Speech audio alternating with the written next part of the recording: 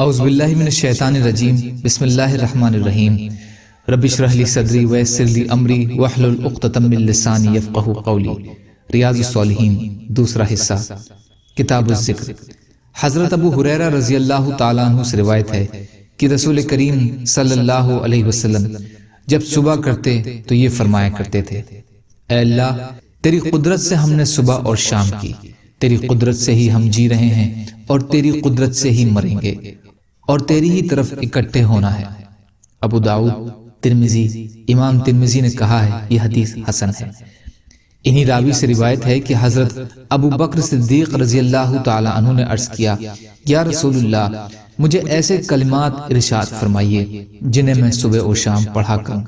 آپ نے فرمایا یہ پڑھا کرو: اے اللہ، آسمانوں اور زمین کے پیدا کرنے والے، چھپی اور ظاہر چیزوں کو جاننے والے اور ہر چیز کے پروردگار اور مالک، میں گواہی دیتا ہوں کہ تیرے سوا کوئی معبود نہیں۔ میں اپنے نفس کے شر سے اور شیطان کے شر سے اور اس کی شرک کی دعوت سے تیری پناہ طلب کرتا ہوں۔ آپ نے فرمایا تم یہ کلمات صبح اور شام اور جب اپنے بستر پر لیٹو پڑھا کرو۔ ابو داؤد، ترمذی، یہ حدیث حسن صحیح ہے۔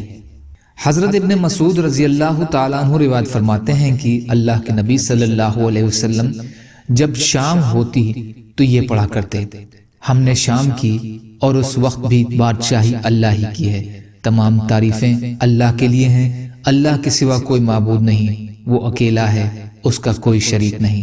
راوی حدیث کا بیان ہے کہ میرا خیال ہے کہ آپ نے اگلے کلمات بھی ان کے ساتھ ہی پڑھنے کے لیے ارشاد فرمائے: اسی کے لیے بادشاہی اور اسی کے لیے تعریفیں ہیں اور وہ ہر چیز پر قادر ہے۔ اے پروردگار، میں تجھ سے اس بھلائی کا سوال کرتا ہوں جو اس رات میں ہے اور اس بھلائی کا جو اس کے بعد ہے، اور اس شر سے تیری پناہ مانگتا ہوں جو اس رات میں ہے اور اس شر سے جو اس کے بعد ہے۔ اے پروردگار، میں تیری پناہ مانگتا ہوں سستی سے، بڑھاپے کی تکلیف سے، اور میں تیری پناہ مانگتا ہوں اس عذاب سے جو جہنم کی آگ میں ہوگا اور اس عذاب سے جو قبر میں ہوگا۔ اور جب صبح ہوتی تب بھی آپ یہ کلمات پڑھتے، البتہ صبح امسینا کی جگہ اصبحنا و اصبح الملک اللہ، ہم نے صبح کی اور اس وقت بھی بادشاہی اللہ ہی کی ہے، یہ پڑھتے تھے۔ مسلم شریف۔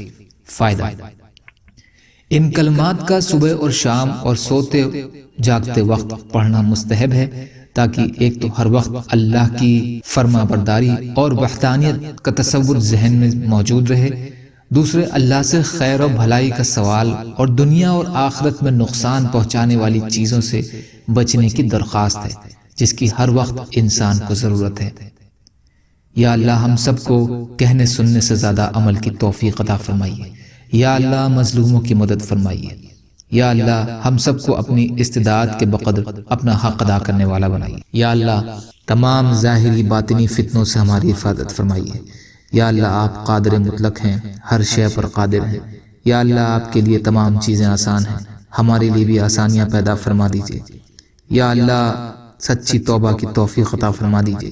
سبحان ربک رب العزت عما یصفون وسلام علی المرسلین والحمد للہ رب العالمین برحمتک یا ارحم الراحمین لا الہ الا اللہ محمد رسول اللہ والسلام علیکم۔